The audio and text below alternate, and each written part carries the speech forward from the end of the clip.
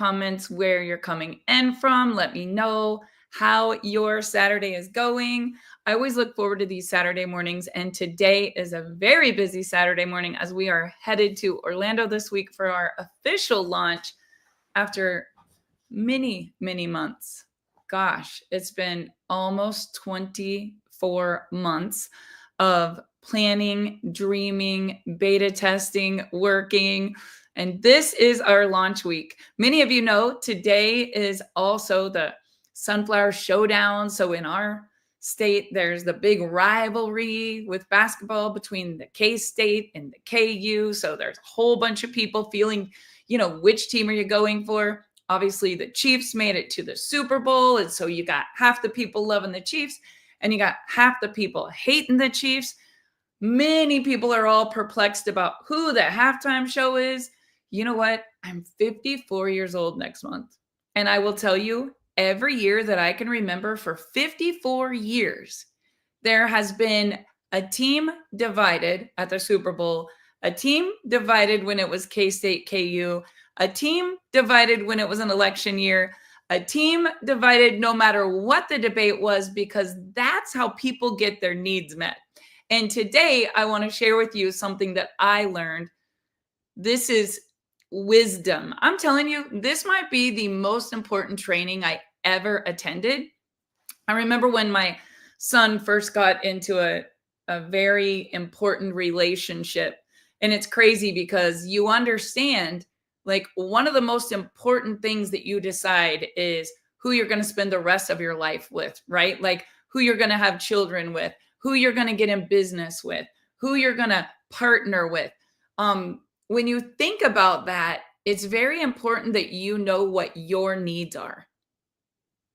And I want to ask you guys about that today.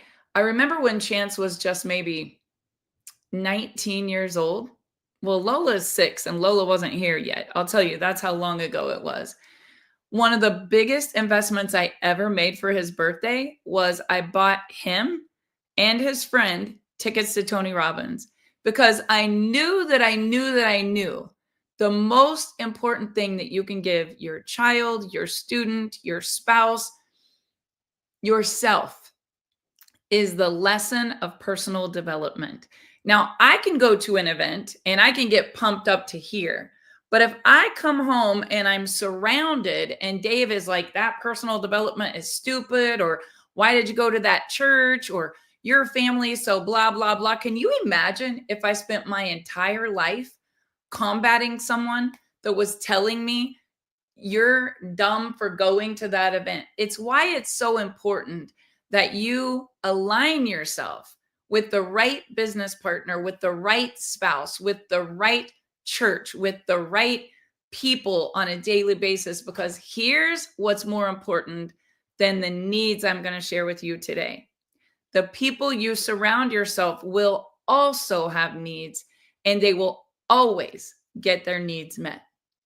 So in business, and I'm just talking about business today, not going to talk about marriage, relationships, or any of that.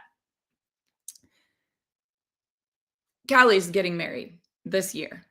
And one of the biggest investments she made this year was coaching as a couple. And, some people might have thought that's so inconvenient. I can't believe you're spending thousands of dollars a month on that. I can't believe that you're sitting there on Zoom every Monday or Wednesday night for 2 solid hours and doing homework. But I want to tell you guys something that will keep showing up if you don't address it. All of us have childhood trauma. All of us have personalities. And all of us get our needs met every single day. We do. We woke up today breathing. We woke up today, we're going to have food. We woke up today, we're going to do whatever we have to do to get these needs met. And for some of you, it's an incredibly healthy life. And for some of you, you might hate me after this. You might be like, I'm never listening to her again. You might be so pissed at what I'm about to tell you. But when I had to address this, I stopped hating other people. I stopped blaming other people. I stopped arguing with other people. I stopped trying to figure other people out. I had 3 questions. Is it my business? Is it not my business? That's God's business. And I want to tell you something. The minute you release it and you understand why you act the way that you do, everything will make sense. Because your life right now, I cannot blame one person for being mean to me, mad at me, toxic to me, unethical to me. Maybe they stole from me. Maybe they lied to me. Maybe they cheated on me. Maybe they tried to hurt me. None of that's my business. That's on them. Here's what I have to ask. What did I do to attract this? What did I do to allow this? What did I do to think I deserve this? And how long am I going to continue to feel like this? So I want to share with you guys in a really quick training 6 needs that every single person has 4 of, for sure. They all get their needs met every single day. They don't care about your needs. They're not going to care about your feelings. They're not going to care about what's right or what's wrong. They're in survival mode. And here's the hard part. So are you. So you're doing the same thing to get your needs met. And then you wonder why some relationships are incredibly healthy, why some relationships are incredibly toxic.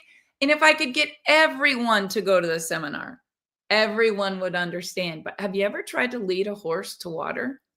Have you ever tried to get a child to put their shoes on that doesn't want to put their shoes on? The child is throwing a fit. You don't give the child a lollipop and say, keep throwing fits. I'll give you this lollipop if you keep throwing fits. You say, we have to get your shoes on or you're not going to get Chuck E. Cheese or whatever it is, right? So when I realized what my toxic traits were, I was like, why is that? And I really dug deep into how did I get those beliefs? How did I develop these behaviors? What can I do to change? Because I'm the one creating the drama. I'm the one creating the uncertainty. I'm the one creating the connection. I'm the one desiring the love. I'm the one that needs to feel significant. Like when I started really taking personal inventory and personal responsibility, not only did I get better, my checking account got better, my marriage got better, my relationship with my kids and grandkids got better, my law of attraction, having everybody coming to me. And that's not anything against Christianity. I'm telling you, it's biblical. As a man thinketh, so is he. Ask and you shall receive. Seek and you shall find. Knock and the door will be open. And I'm telling you guys, some of you aren't knocking, you're not seeking, you're not asking, you're just expecting that you deserve something. And I want to tell you something. We always get exactly what we match with our energy. And watching people suffer and struggle and continue to self-sabotage every good thing that happens to them and have things going good and then disrupt the whole thing to make sure it all falls apart. This is not even something they know they do. They do it because they need their needs to be met. So I'm going to share real quickly with you. I want you to get a piece of paper and I'm going to hold them up. Oh, dang, I wrote all over them. Yeah, you're not going to be able to read my notes. But number 1, write this down and somebody type it in the chat. I want you to all type it in the chat. Certainty. Certainty is a need that everyone gets met. So number 1, you wake up in the morning, you're like, I need groceries. I need water. I need air. I need shelter. What are some things that you need? To one of 2 things. Every single thing we do in our life is either to gain pleasure or avoid pain. If you want to teach your kids to not be a thief, take them to tour a prison and show them someone that's being mistreated and say, that's what happens if you're a thief. You can tell people don't be a thief, don't be a thief, don't be a thief all you want. But until they know the repercussions, they're either going to steal so they can gain the pleasure or they're going to avoid the pain and be honest so they don't have the discipline of what happens if you're a thief. It's the laws of the universe. Everything that goes up must come down, right? There's ebb and flow. There's good and bad. There's pain and pleasure. There is those things that are of God, and there are those things that are of the enemy. And a lot of people want to argue with that there's a gray area. There is no gray area. Ask yourself every single day, am I doing this for pleasure or am I doing this to avoid pain? And the second question that you got to ask yourself is, what I ask myself every day, is that God? Because if it's not, it's going to lead to pain. There is no way any of us are getting out of this world without pain and suffering. But when you vibrate at a very high level and you understand, I can get my needs met in a healthy way, I can have certainty. I don't have to drink alcohol. I don't have to go eat all the food in the fridge. I don't have to shop everything on Amazon. See, we get our needs met no matter what we do, good or bad. We are going to feel pleasure and we're going to avoid pain. That's how we're wired. So the certainty is assurance that you can avoid pain and that you can gain pleasure. Now, I want you to take personal inventory. What do you do on a daily basis to gain pleasure? What do you do? We all have different things that we do. I don't think I do a whole lot on a daily basis to gain pleasure. My basic need is number 6, and I'll get that to that in a minute. But I feel like I do a lot of what I do to avoid pain. So ask yourself, that's a hard question, isn't it? Like, why do you do what you do every single day? Do you do it to gain pleasure, or do you do it to avoid pain? Or do you have a healthy balance there? So number 1 is certainty. Everybody in your life has to have certainty, and they will do anything they have to do to get it. So some of you might say, why would that person be a thief? Because that's the only way they have certainty. They're avoiding pain. Well, why would that person lie? That's a whole nother question. That's not this need. Why would that person rob the store? Why would that person leave their children? Why would that person gamble all their money away? Why would that person say what they had to say or do what they had to do? They always do it for certainty of avoiding pain or gaining pleasure.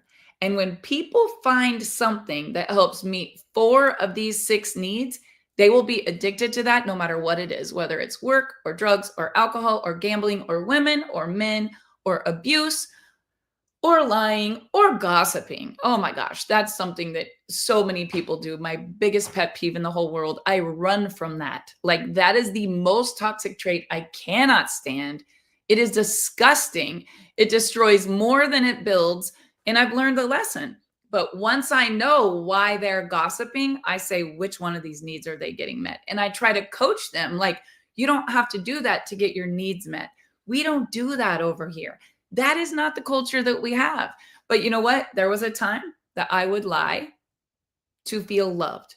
There is a time that I would gossip to feel significant. I was a little girl and I would be like, why did I just tell that lie? I didn't need to make up that story.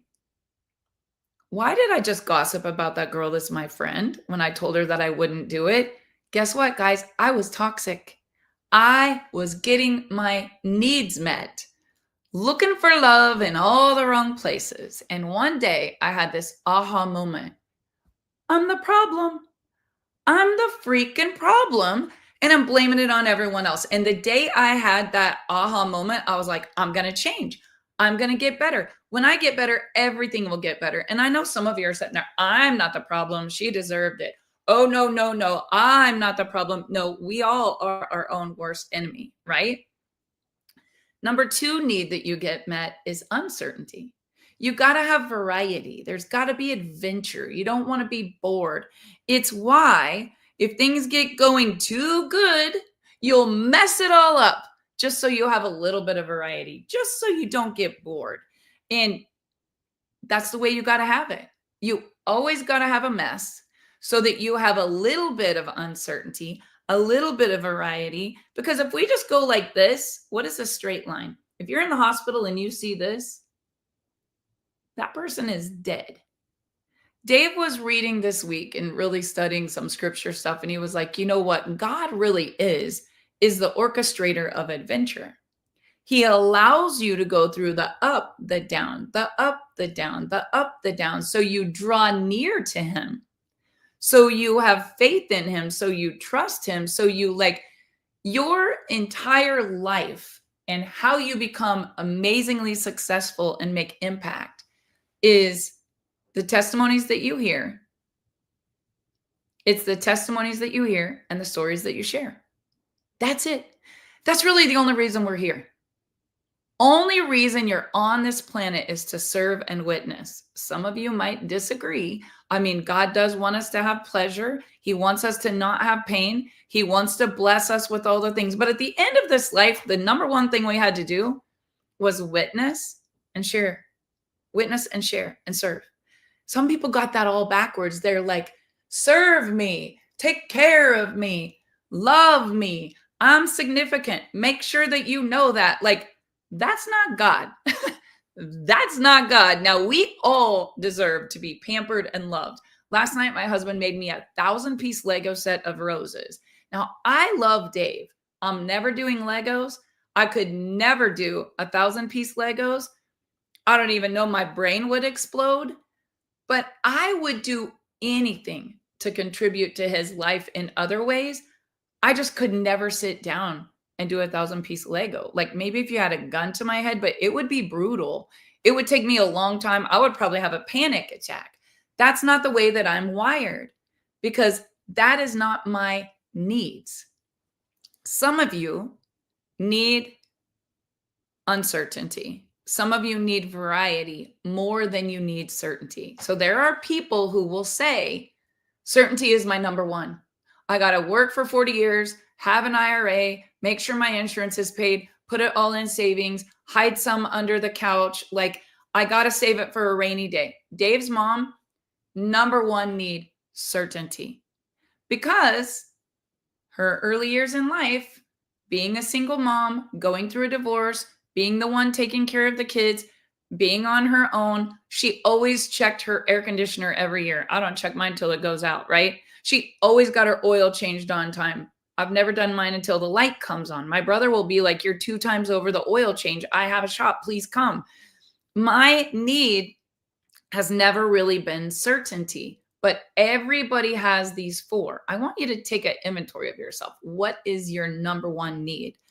I love variety. I love adventure. I love travel. I love the party. I love the social aspect. Like I've never sat and watched a Super Bowl. I couldn't even tell you last year I was like, who won? But I'm always running in there when it's halftime to see who's the dancers, what were their outfits like. It's weird because it's just the way I'm wired. But I don't care if the refs are fair. I literally never know what the call is. And I'm usually like, oh my gosh, I hope we get an interception. And Dave's like, we're not the one on defense. Like, I just don't care. It's not my need, right? Some of you are like, you've already looked what time it starts, who's injured, who's not, if they have a rookie, like you need that. It's the way that we are wired, right? So if things get too good and you keep noticing, like just when things going good, then there's something bad that happens. I want to ask you a question. Why does that happen? Why does it keep happening? Because we co-create our own lives.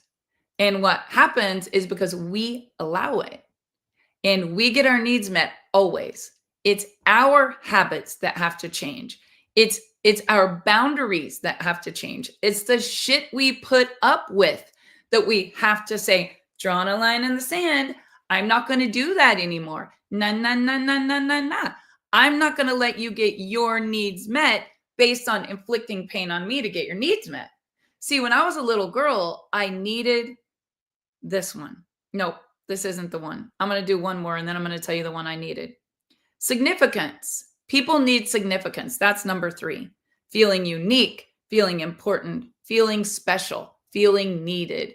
It makes people say, like, I'm going to go do this because all of those people in that church are bad. And you need to follow me to the new church because do you know what the preacher said? And he's wrong. Like, let me tell you why he's wrong and you shouldn't listen to him. And I know better. I'm going to go over here. And then all of a sudden, they destroy the whole damn church because they didn't agree with the preacher. And the preacher was just teaching what he knew to be the gospel. But the guy that needed to be significant just tore down the whole empire.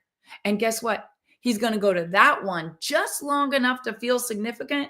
And then when he doesn't feel significant anymore, and it's not his idea, he's going to destroy that church and he's going to go to the next one. We call them church hoppers.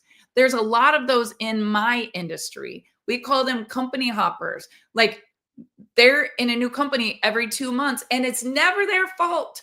It's always the owner. It's always the product. It's always somebody else's integrity. It's always that they got screwed because they need to feel significant. And if they don't, they find a way to feel significant. These are the people that make up gossip. They spread lies. They start drama, and they don't even know they do it. But in common conversation, you'll hear it. And I will tell you, in hindsight,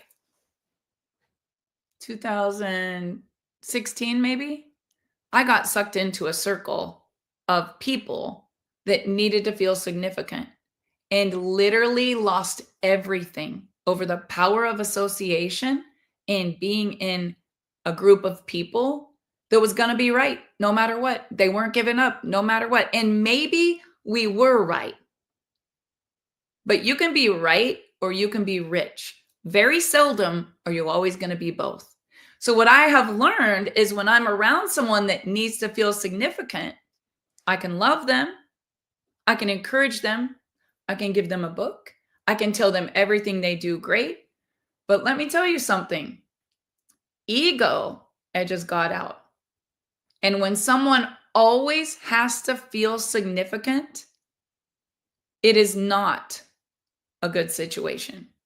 So you need to learn how to work with people to know why they do what they do and don't react.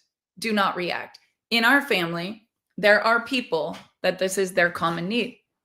And it's okay. People who need to feel significant will always be number one. They will always be number one. It's a good thing for you to want to feel significant. It is a good thing. You're never going to have a multi-billion-dollar company if you don't need to feel significant. You're never going to have a state championship on the wrestling mat if you don't have a need to feel significant. So don't get me wrong. Having confidence is not toxic. Having to be the best at any expense, no matter what, is not a healthy trait. But people will get their need met to feel significant every day. It's why in our company, we have recognition. Babies will cry for it. Grown men will die for it. Recognition is honestly more important than a paycheck. Because I have seen people do more to get an award, to be in an inner circle, to stand on stage to get their photo, to have a chance to speak on stage, to be recognized on even a Zoom call. They will do more for that than if you said, I can wire you $1,000. Because for some people, it's more important to feel significant than it is to even have certainty. They would literally have uncertainty in their life just to feel significant. And I don't know if this is you. There were times in life that it was me. I learned I don't need to be significant because when I had to be right and I was going to be number one, I lost half my team. And after you do that a couple of times, you realize that's not cool. I'm not a slow learner. I want everyone to have their needs met in a healthy way. And I then will have my needs met too. So what you have to ask yourself is, when it comes to feeling unique, important, and special, think about this. In my company, I have a lot of denominations. There's Jewish people, there's Muslim people, there's Christian people, there's atheist people. There's people that literally don't agree on anything. but we're all in the same room. And sometimes people's needing to be significant has caused wars. It's caused falling outs. It's called divorces. It's caused, I mean, people will kill other people just to be significant and know that, like, I'm right and you're wrong. I must be significant.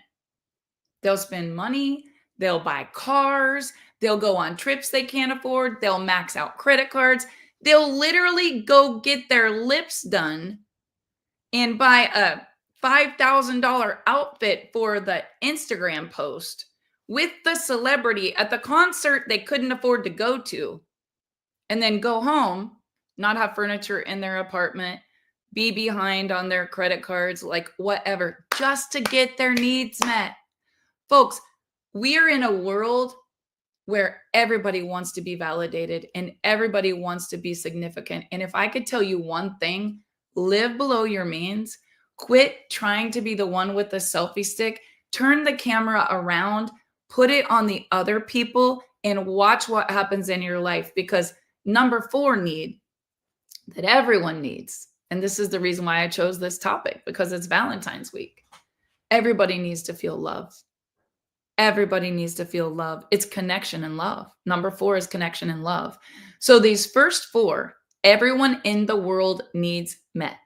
They need certainty. They need uncertainty and variety. You got to have both or you just be bored. It's why people are married for 40 years and then they're like, why did they just get divorced? Because they're married for 40 years. All the kids are gone. There's no sporting event. There's no vacation. There's no let's buy a new house. There's no, I mean, that's why Dave and I are like, should we get a motorhome and go see the world? Should we get on a cruise and go on a global tour? Like, what do you do when everyone leaves and nobody wants to come home and you're not having new babies or, you know, all the things that maybe happen when you're newlyweds? Here's the thing. Everyone needs connection and love. And when all of a sudden they don't have connection, they don't have love, they don't have variety, they don't have adventure, they don't feel significant and important, good things end because somebody didn't get their needs met. And all it would have taken was one little counseling session, maybe one no guts, no story, where you're like, dang, honey, we should think about this. Are you getting your needs met? I'm not getting my needs met. We need to change this and we both need to get our needs met. Dave and I, if we had time right now, if we did not have a company that was absolutely exploding, if we weren't working 18-hour days, the very first thing we would do is book a retreat for couples with a book that we've been putting on the back burner for years called Getting It Together Together. Because when you marry someone, it's usually a complete opposite. Dave and I are complete opposites. I cannot stand noise in the background. Dave has to have it on for background noise. He can't even work without the TV or something. I literally, it's like fingernails on a chalkboard. I have to go in the other room just to get my train of thought. If I'm studying for something I'm going to be training on or anything. Dave can study sitting in the bathtub with music blaring. If I was sitting in the bathtub, I would want it to be completely quiet with my book. Sometimes I would be on a Zoom with my camera off. Like I might be doing a million things at the same time where Dave would be completely focused on tasks. Do you know, I have tried to pack for a week and Dave has been organized and packing for a week. And last night he was like, Barb, you would feel better if you would quit working and go pack. So I go in there. It's 2 days till we leave. Nothing fits. I need a seamstress. There's not one. Dave, in 30 minutes, I've watched my mom hem your pants and your evening gown every year for 30 years. I think I can do it. Go put it on inside out and come out here. Now, I would be having a panic attack. Like, oh my gosh, why did I wait? I probably should overnight something new. Dave was like, I got this. Come out here. While I'm trying to just get organized, he hems and sews a completely new pair of pants I've never worn before and an evening gown that is all sequins with a needle. And he's like, got it done. Okay, that is connection and love. I need to get better at giving people connection and love. But what Dave gives to me always is connection and love. always get that need met. Do you know people that don't? Here's what they do. I got a big problem. I got a big problem. It's a freaking nightmare. You're not going to believe what just happened. What happens when they throw that card? Oh, let me help you. Let me fix you. I love you. How can I take care of you? That's what I do all the freaking time. Because let me tell you, my childhood traumas, no, until not that long ago, that's what I used to do. My childhood traumas, as the oldest, as the one that took care of everyone, as abandonment happened in my life, not just once, but several times, as the caregiver, the oldest child, the freckle face, redhead, never the cutest kid. Think of like the stepchild is how I always felt. Always felt. Not because my mom wasn't a good mom. It's because I felt that. I didn't feel love. I did not feel connection. I did not feel significant. There was absolutely no certainty. And my life was a complete calamity. So what did I do as a very young girl? What did I do? I would lie. I would shoplift. I would be in the gossip circle. I would sneak out at night. Yeah, I did these things, guys. Let me just confess to you, I got caught stealing clothes once. I had my little brothers and sisters with me at Walmart. My mother was working, driving a semi. My dad was missing. And I'm at Walmart at Christmas time stealing a little race car and got caught at Walmart. I was 18 years old. I was old enough to be put in jail. Had all my little brothers and sisters with me. I'm the big sister. What a mentor, right? I was getting my needs met. I was getting my needs met. And do you know what? I used to go into high schools and share this with a nonprofit that I started in 2006. It was called Invisible Angels. I just donated my time. I went into 6th and 7th grade. Some of you, I came to your schools and talked all over in Kansas. Like, I would go there and say, I was so insecure. I was a redhead, little freckle face. I struggled with a lot of abuse, a lot of bullying. Some of you are like, you're a redhead. Yeah, well, it's gray now. So I color it on the weekly. I'm taking these collagen products and it grows like a half inch a week. So I really got to color it. But yeah, if I didn't have dark hair color to cover the gray, it would be orangey red. Grew up with a really low self-esteem. I did what I had to do to get my needs met. Lost my virginity at 12 years old. Yep. Baptist girl. Didn't even get to wear short skirts. Didn't even get to wear a 2-piece swimsuit. Couldn't even polish my nails red. But guess what I did to feel significant, to feel loved, to feel important, to have connection, to experience variety, to have a little bit of pleasure and no pain. I would do anything to feel important. And let me tell you, at that age, it wasn't pleasure. It definitely wasn't pleasure. I was doing things no young girl should do just to be included and not be bullied, just to have someone make me feel important and significant. And I think this is really important because I see young girls on Instagram. I see young girls on TikTok.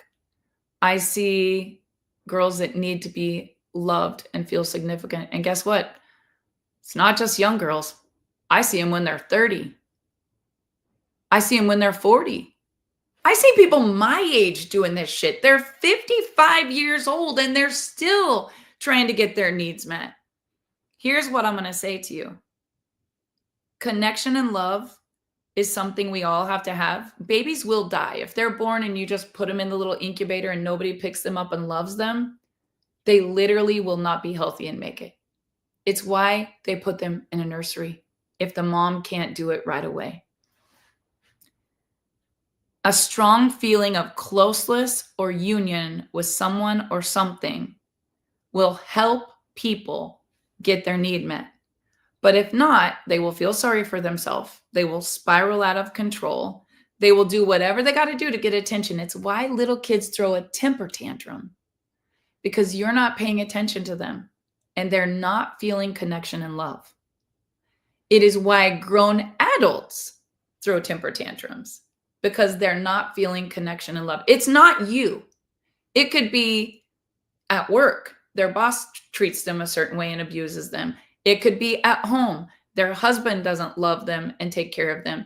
It could be an adult child in the house that's constantly telling them, you suck as a mom, you suck as a dad, I hate you.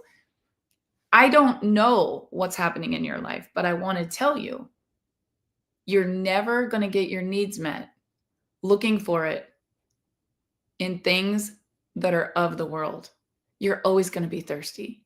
You're never going to get your thirst quenched. It's like eating a whole bunch of Pringles or Gardettos or Chex Mix or spicy pretzels at Christmas when you're just dying of thirst.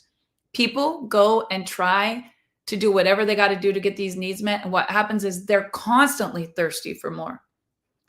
Do a self-inventory. And I want to challenge you to do number 5. It's called growth. It's an expansion. You're either growing or you're dying. Quit blaming everyone. Quit being mad. Quit struggling with your addiction that gets your needs met. Quit saying, I can do this on my own because I've always done it on my own. I'm the oldest. I'm a survivor. I had a single mom. I'm the breadwinner. I'm the one. Guess what? You do not realize how toxic it is for everyone around you to experience you getting your needs met when it's not in balance. When it's not in balance. And running a company with thousands, tens of thousands of customers and so many leaders, every single day of my life, it is like herding cats. And every single person on every single team, corporate or in the field, they're all getting their needs met. If everything's going great, all of a sudden, there's got to be a problem. It doesn't matter if it's the Kansas City Chiefs, if it's Barb School of Dance, if it was Positive Reflections Day Spa that I owned, if it was Pitcock Marketing, if it's our VO Oils company, if it's our Simple Pure CBD stores. I had the most incredible manager for years. And one day I got so busy running my other company, she didn't feel significant. So she decided she would quit and open her own brand right across from me. And later she came and she apologized and said, you were the most amazing friend. I don't know what happened to me, but here's what I understood. We're still friends today. She was getting her needs met. She was surviving. She had to make money. She was avoiding pain. She couldn't be broke. I wasn't celebrating her. She didn't feel significant. I wasn't giving her enough love and recognition. So she left. Now I could say, why would anybody quit me and go start their own business right across the street from me? Because that's what people do. That's what people do. And guess what? All the people you're working with right now, they're going to do it to you too.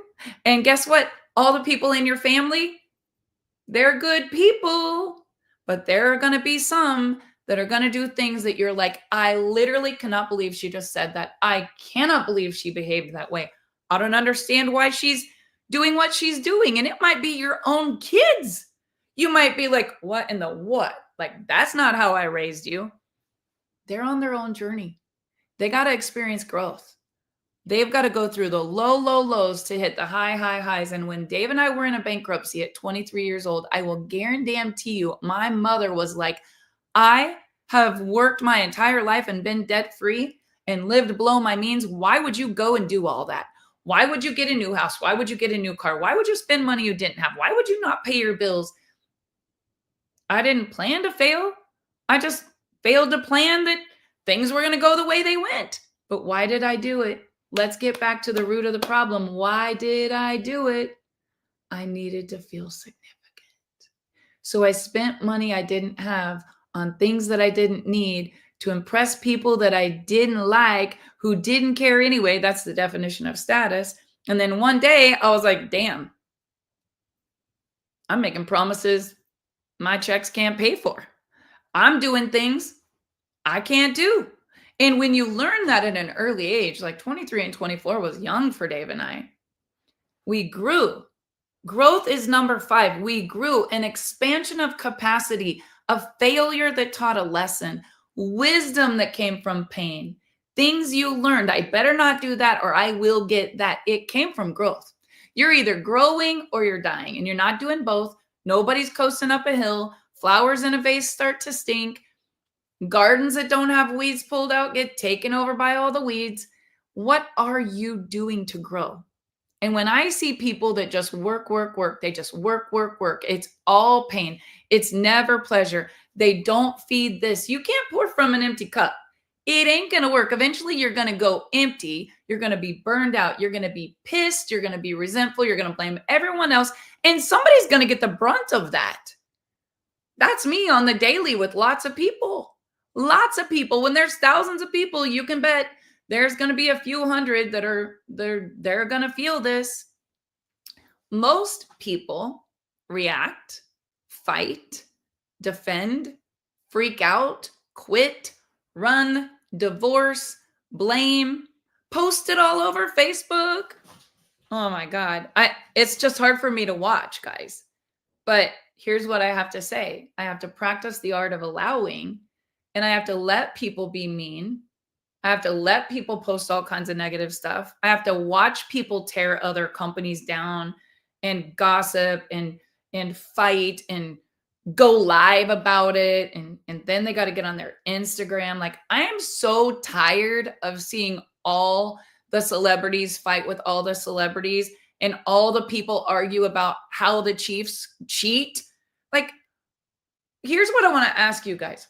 Who the hell cares? It is a rubber, leather, sewn together thing with air in it that people are throwing across the field. People are paying millions of dollars. And we got so much bigger fish to fry. Now, I love Kansas, and I've got to root for the Chiefs. But if you think I'm going to end a friendship over a piece of leather and cowhide, you crazy. I hope your team wins. I hope your team wins and you're happy all day. I'm going to focus on my chief aim, my growth, my mission, my goal. Here's what I want to ask yourself. All these things you're perplexed about, does it have anything to do with you getting from where you're at right now to where you want to be? And if not, step over it. I'm reading the great book. I just saw somebody post it. Let Them. Such a good book. Such a good book. And let me tell you what my basic main need is. Now, I have all of them, just like you do. But at my age, I've been through a lot of pain.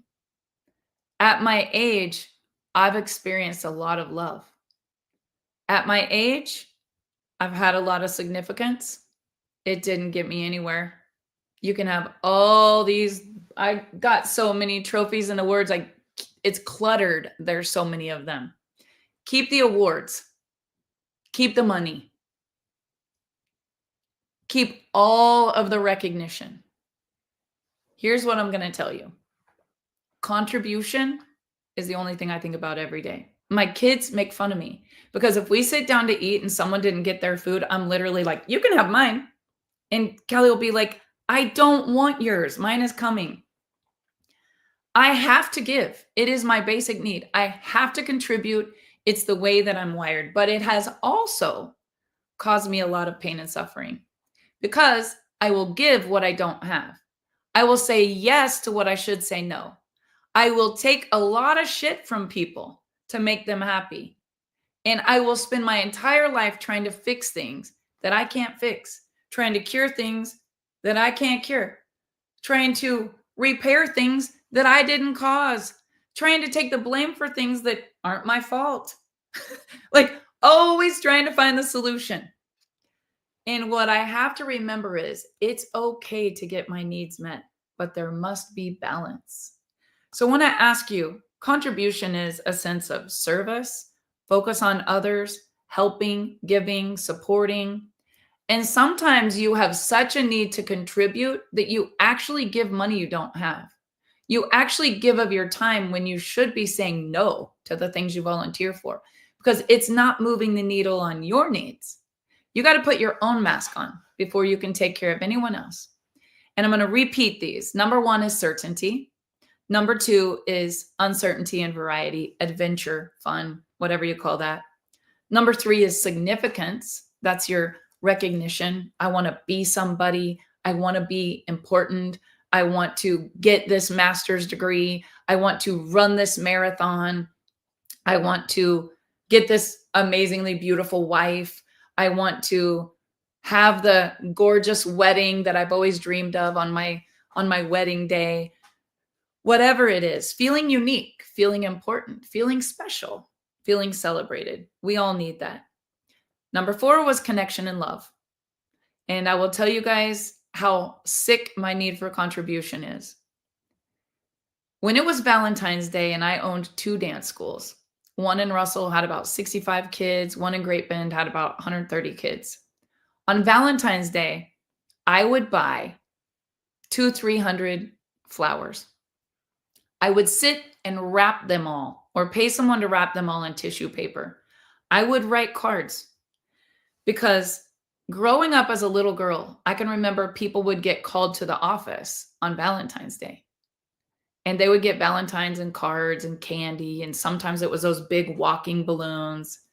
My mom and dad were always working. They were never in town. They drove semis. They had a distribution business. We owned a campground. They had a grocery store 30 miles away. They had a Sonic drive-in. They had an RV park. They had a putt-putt golf. Like, my parents were workaholics. And the last thing they were worried about was showing up to be the room mom or get me Valentine delivered, right? So that wasn't bad. My mom is my absolute hero. Like, she loves like no other, and contribution is what she taught me. She is the GOAT, my hero for life. But as a young mom, I worried more about sending my kids a Valentine and someone else not getting one than I worried about my own kids. Such an empath to everyone else's feelings that I would buy out every flower shop and I would send it to the school so that every little girl that came to dance after school was happy, not sad, and they all got a Valentine. And then one day the school made a rule that you couldn't send things to school anymore. Of course, I protested and threw a fit. But it's why I was so good as a dance instructor. I maybe wasn't the best ballerina. I definitely didn't know how to do hip hop, but I could hire the best hip hop teacher. Actually, it was always my girls that were the best hip hop teacher. Brooklyn and Cali had the booty pop going. Moral of the story was, I did everything I did in my life to get my needs met. And you're doing everything you're doing in your life to get your needs met. The day that I met Dave Pitcock and he said, "You are so beautiful," I literally didn't know what to do. We were engaged to be married. I would still turn off the lights and lock the door when I took a bath. I literally wasn't going to let anyone see me. I was so insecure with zero confidence. And someone came into my life and said, "You are enough. Like, I love you. You are a beautiful human being." And eventually I had growth and I started to believe it. And then in business, I was seeking that same love and validation. And I had an incredible mentor that showed me love. He showed me recognition. He believed in me more than anyone ever believed in me in my life. And I went from bankrupt to $1 million a year based on a mentor that spoke life into me. And then he left. He disappeared. He destroyed. He abandoned. Like, all the things happened that happened just like they did when I was 12, and just like they did when I was 18, and just like they did when I was 20. And it sent a signal to me that said, don't trust anyone. People are bad. Everything's going to go away. Never get too comfortable. And it put this false belief in me from not just childhood trauma, but adult trauma. And you guys, we've got to normalize trauma and understand bad things happen to good people. But those people are not bad people that do it. They're getting their needs met. The person that sends you the most horrible text in the world literally destroys your heart. They're not a bad person. They're a hurting person.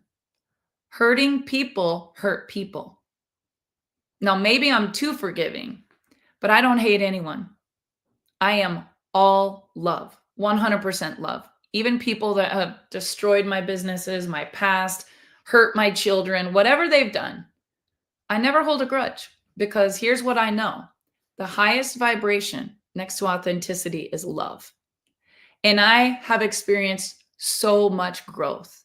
And I have such a need to contribute and make impact that I will always have my needs met if I have balance with integrity and understand that every person I come in contact with needs this. They need someone to develop them. They're not a bad person.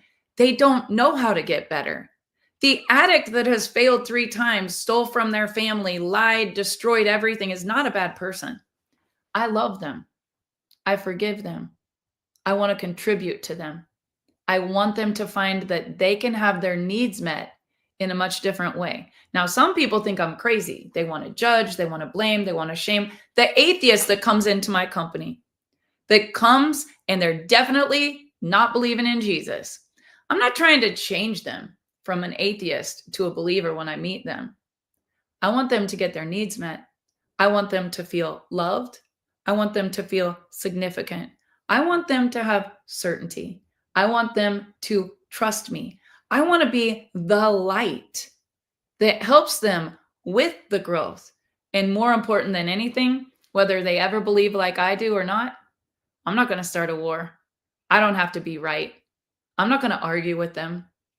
I'm going to continue to get my needs met with love, certainty, some adventure and uncertainty, growth, compassion, celebrating them. And I'm telling you guys, when you implement this in your life, I'm telling you, mountains will move, abundance will flow, and you will make so much impact and contribution that you will be paid directly in proportion to the value that you bring. And some of you have to stop thinking me, and say we, and understand that you're co-creating the suffering, the lack of, the scarcity. You're sabotaging every good thing that happens in your life because you have to get your needs met. And the only way to stop doing that is experience growth, which is an expansion of capacity and understanding. And lastly, figure out how you can take all of your mistakes and all of your shortcomings and all of your bad traits, just like I just shared with you, with authenticity, and say, how can I contribute and serve and witness to other people? I'm telling you guys, by the grace of God, I am here today. I know that I'm forgiven for every mistake that I've ever made. So is my mom. So is my dad. So are the people I've been in business with. So are my children. And guess what? It's all love over here. Whether you have a Valentine on Friday or not, know that if I could send you a bouquet, if I could give you a hug, if I could wrap up some chocolates, I would tell you, you are enough. You are beautiful. You are important. And I want you to have your needs met. If you got some value from today's broadcast, please share this with someone. Every Saturday morning, it's live on No Guts, No Story. I can't wait to see you next Saturday. I don't know that I will be live at 9. I will be welcoming hundreds of people into a hotel room and thousands of people online virtually as we launch the biggest thing that we've ever done with frequency on nutrition. And I'm telling you guys, it's got me vibrating at a level that I've never felt so good. And I just want to contribute and make so much impact all over the world. I hope you guys got something out of here. Have an amazing week.